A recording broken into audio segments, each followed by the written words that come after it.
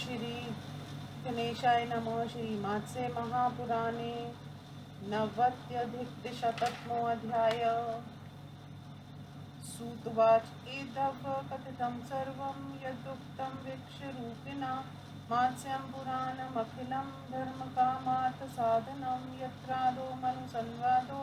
ब्रह्मार्थकथनं तथा सांख्यशारीरकं प्रोक्तं चतुर्मुखमुखोद्भवम् देवासुराणामुत्पत्ति मारुतोत्पत्तिरेव च मदन्वदाशि द्वादशी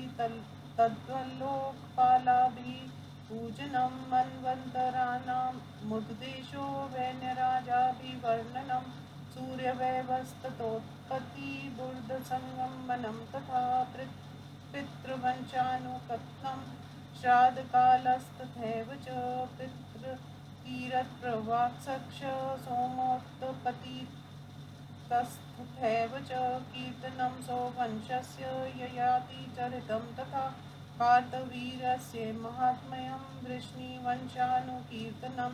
भृगुशापस्तथा विष्णुदैत्यशापस्तथैव च कीर्तनं पुरुषेशस्य वंशो होताशन्नस्तथा पुराणकीर्तनं तद्वत् क्रियायोगस्तथैव च व्रतं नक्षत्रसंख्याकं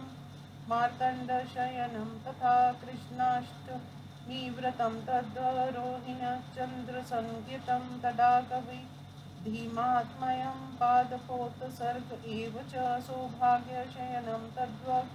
सत्यव्रतमेव च तथानन्ततृतीया तु रसकल्याणिनी तथा अद्रानन्दकरी तद्वक्त्रं सारस्वतं पुनः उपरागाभिषेकक्ष सप्तमी सन्नं पुनः पुनः भीमाख्या द्वादशी तद्वनङ्गशयनं तथा शून्यशयनं तद्वत् तथैवारङ्गव्रतमा सप्तमी सप्तकं त्वद्विशोकद्वादशी तथा मेरुप्रदानं दशदा गृहशान्तिस्तथैव च गृहस्वरूपकथनं तथा शिवचतुर्दशी तथा सर्वफलत्याग सूर्यवारव्रतं तथा संक्रांति स्नापन्न त्वद्विभूतिद्वादशी व्रतं षष्टिव्रतानां माहात्म्यं तथा स्नानि विधिक्रम प्रयागस्य तु माहात्म्यं सर्वतीर्थानुकीर्तनं नीलाक्षरं व्रतं तद्वदीपलोकानुकीर्तनं सूर्यचन्द्रकटिस्तद्वदादित्यर्थवर्णनं तथानन्तरिक्षचारक्ष ध्रुवमाहात्म्यमेव च भुवनानि सुरेन्द्राणां त्रिपुराघोषण तथा पितृपिण्डमाहात्म्यं मन्वन्तरविनिर्णया व्रजाङ्गस्य तु सम्भूतिस्तारकोत्पत्तिरेव च तारकासुरमाहात्म्यं ब्रह्मदेवानुमन्त्रणं पार्वतीसम्भवस्त्वदत्तत् शिवतपोवनम् अनङ्गदेहदाहस्तु रतिशोकस्तथैव च गौरीतपोवनं पद विश्वनाथप्रसादनं पार्वतीऋषिसंवादस्तथैव द्वाहमङ्गलं कुमारसम्भवस्तत्कुमारविजयस्तथा तारकस्य वधो घोरो नरसिंहो पर्वणं पद्योद्व विसर्गस्तु तथैवान्धकघातनं वाराणस्यास्तु माहात्म्यं नर्मदायास्तथैव च प्रवरानुक्रमस्तत्त्वत् पितृगाथानुकीर्तनं तथोभयमुखीदानं दानं कृष्णार्जुनस्य च तथा सावित्र्युपाख्यानं राजधर्मास्तथैव च यात्रानिमित्तकथनं स्वपन्माङ्गल्ये कीर्तनं वामनस्य तु माहात्म्यं तथैवाथ वराजहं क्षीरोदमथनं तत्कालकूटाभिशासनं देवासुरविमर्दक्ष वास्तुविद्यास्तथैव च प्रतिमालक्षणं तद् देवताराधनं ततः प्रसादालक्षणं तद्मण्डपानातुलक्षणं भविष्ठद्राजनिर्देशो महादानानुकीर्तनं कल्पानुकीर्तनं त्वद् ग्रन्थानुक्रमणनि तथा एतत् पवित्रमायुष्यमेतत् कीर्तिविवर्धनम् एतत् पवित्रं कल्याणं महापापहरं शुभम् अस्मात् पुराणात् सुकृतं नारायण तीर्थावलीनां वगाहनानां समस्तधर्माचरणोद्भवानां सदैव लाभक्षमहाफलानाम् एतत् पुराणं परमं सर्वदोषविघातकं मत्स्यरूपेण हरिणां कथितं मनवे अस्मात् पुराणादपि पादमेकं पठेत् तु य सोऽपि विमुक्तपापनरायणस्य पदमेति नूनमण्डवक्त दिव्यवपु सुखी स्यात् पुराणमेतत् सकलं रहस्यं श्रद्धान्वितः पुण्यमिदं शृणोति स चाक्षमेधाव हृत्प्रभावं फलं समाप्नोति हरप्रसादात् शिवं विष्णु संभ्यर्च ब्रह्मान् सदिवाकरं श्लोकं श्लोकार्धपादं वा श्रद्धया शृणोति वा श्रावयेद वापि धर्मज्ञस्तत्फलं शृणोतु द्विजा ब्राह्मणो लभते विद्यां क्षत्रियो लभते महीं वैश्यो धनमवाप्नोति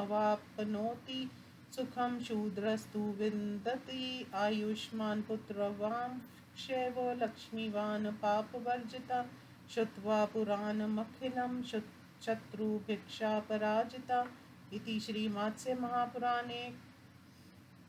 नुक्रमणिका नामेकन्वत्यधिकशतमो अध्याय। हिंदी अनुवाद। सूची कहते हैं ऋषियों विश्व स्वरूप मत्स्य भगवान ने धर्म अर्थ और काम के साधन रूप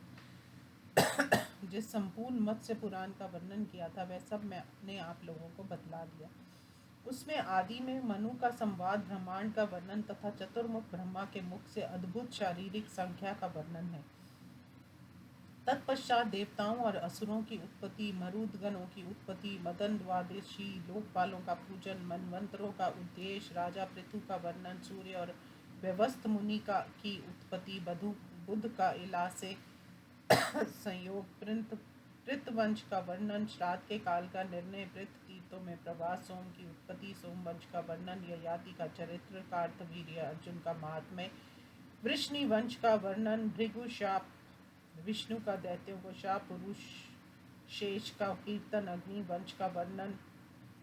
पुराणों का वर्णन, क्रिया योग का विवेचन, नक्षत्र संयज्ञ व्रत, मार्तंड शयन, कृष्णाष्टमी व्रत, रोहिणी चंद्र व्रत, तडाग विधि का महात्म्य, पादपोत्सर्ग विधि, सौभाग्य शन व्रत, अगस्त्य व्रत, अनंत तृतीया व्रत, रसक कल्याणी व्रत, अर्धानंदकरी व्रत, सारस्वत व्रत, उपराभिषेक व्रत, सप्तमीसन्नपन व्रत, भीमा द्वादशी व्रत, अनंग शयन व्रत, अशून्य शन व्रत, अंगार व्रत, सप्तमी सप्तक व्रत, विशोक द्वादशी व्रत, 10 प्रकार के मेरुओं के दान की विधि, ग्रह शांति ग्रहों का स्वरूप का कथन, शिव चतुर्दशी व्रत, सर्व फल त्याग व्रत तथा सूर्यवार व्रत का निरूपण हुआ है। उसी प्रकार संक्रांति, सनपन व्रत, विभूति द्वादशी व्रत, 60 व्रतों का महात्म्य, स्नान विधि का कर्म, प्रयाग का महात्म्य, समस्त तीर्थों का वर्णन, एलाक्षमत व्रत, दीप और लोकों का कथन, सूर्य और चंद्रमा की गति का वर्णन, आदित्य के रथ का वर्णन, उसका अंतरिक्ष में गमन, ध्रुव का महात्म्य, सुरेंद्रों के भुवन, त्रिपुर के प्रति घोषणा, पितरों के पिंडदान का महात्म्य, मनवंतरों का निर्णय, ब्रजान की उत्पत्ति, तार की उत्पत्ति, तारकासुर की प्रशंसा, ब्रह्मा और देवताओं की मंत्रणा, पार्वती की उत्पत्ति, शिव का तपोवन गमन, कामदेव के शरीर का दाह, रति का शोक, पार्वती का तपोवन गमन, विश्वनाथ की प्रसन्नता, पार्वती और सप्तऋषियों का संवाद, पार्वती का विवाह उत्सव, कुमार सकंद की उत्पत्ति, कुमार की विजय, तारकासुर का भयंकर वध, नरसिंह अवतार का वर्णन, पद्योद्भव का विसर्ग, अंधकासुर का वध, वाराणसी का महात्म्य, नर्मदा का महात्म्य, प्रवरों का अनुक्रम, पृथगाथा का वर्णन, उभयमुखी दान तथा कृष्ण मृग चर्म के दान का वर्णन, सावित्री का उपाख्यान, राजधर्म का वर्णन, यात्रा के निमित्त का कथन, अशुभ अशुभ स्वप्नों और शुक्नों का निरूपण, वामन का महात्म्य, वराह का महात्म्य, क्षीर सागर का मंथन, कालकूट का दमन, देवों और असुरों का संग्राम, वास्तु विद्या का कथन, प्रतिमाओं के लक्षण, देवताओं की आराधना, प्रसादों का लक्षण, मंडपों का लक्षण, भविष्य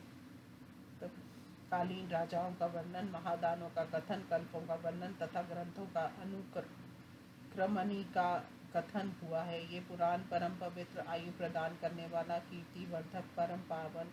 कल्याण कारक, बड़े बड़े पापों का नष्ट करने वाला और मंगलमय है। इस पुराण से मनुष्यों को सदैव पुण्य तथा समस्त तीर्थों में स्नान करने और संपूर्ण धर्मचरण से उत्पन्न हुए महान